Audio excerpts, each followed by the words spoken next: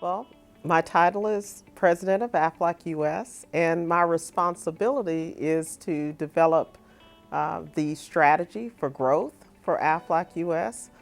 We also, in order to grow, have to ensure that we have great customer experiences. So I'm also responsible for hiring and managing a number of people who are excited about providing those great experiences to our customers.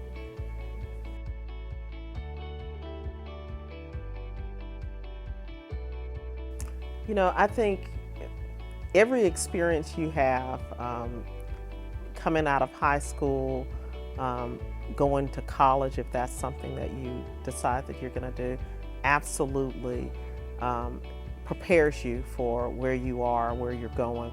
And for me, yes, college did prepare me. I thought that I wanted to go into computer information systems. And well, initially I thought I was going to go into law. And I started taking the LSAT and doing all of that. And then I got very, very interested in computer information systems. So I started learning code. I started, you know, actually doing code. I started debugging code and really enjoyed it, and it just spoke to me, and so I continued that. What it helped me to do in my current role is code is about logic.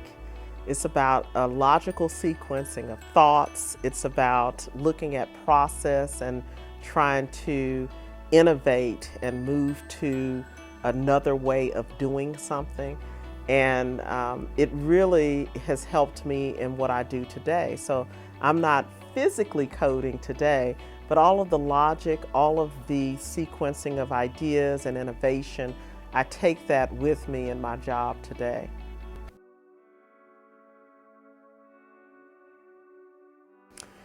My mother and my grandmother were true inspirations to me. We were raised in a single parent household. And so my mother would always encourage me to reach to do those things that I really, felt were things that I would want to try and learn and understand. And I remember when I told her that I was going to code, and she was like, "Now, do you truly know what that is?" And I said, "Well, not exactly, but I think I want to do it."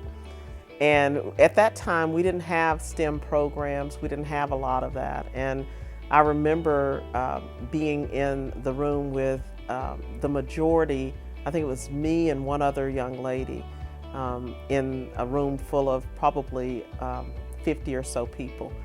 And I remember the professor saying, some of you, you come in, you get the syllabus, and he says, some of you are going to fail my class. He said, the odds are, and he started talking in percentages, if you are, African American, you probably are not going to, if you are a woman, and this is in college now. And I remember thinking, whoa, odds are way against me. So I called my mother and I said, Mom, I don't know if I should drop this guy's class or not. And she was like, well, do you think that you'll be able to do it? And I said, here's the thing. If I fail, half of that class is going to fail with me because I'm going to beat some of these other people around me. And I ended up making a B in that class. So I felt good about it. I don't know about everybody else.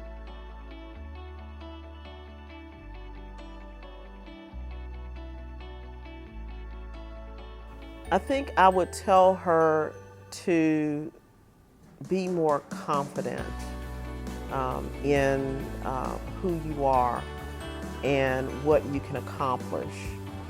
There were some years where I had very little confidence in myself.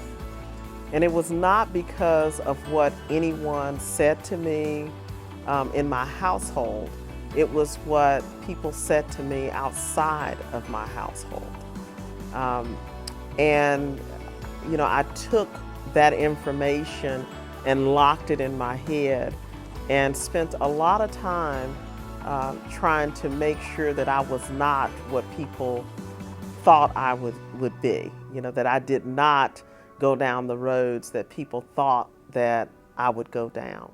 So I would spend some time just really um, talking to my younger self about confidence in who you are.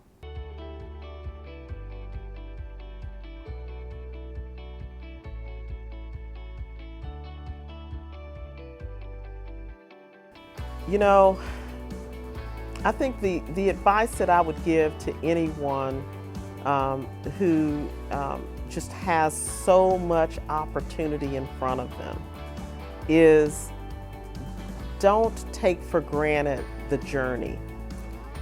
There are so many things that will be presented to you that will help you grow as a person and as a teammate if you're, working with others.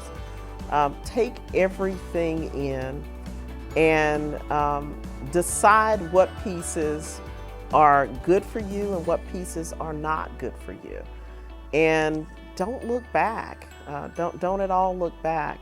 I think the youth of today have a lot more distractions in the world, and but I think that they're smart, and I think that they are able to tune in and tune out certain things. So, my sound or sage advice would be, if it's something that you don't know and understand, research it yourself. Don't just believe what you hear. Believe what you see, and make sure that when you are really trying to make decisions, that your decisions are based on sound information and data.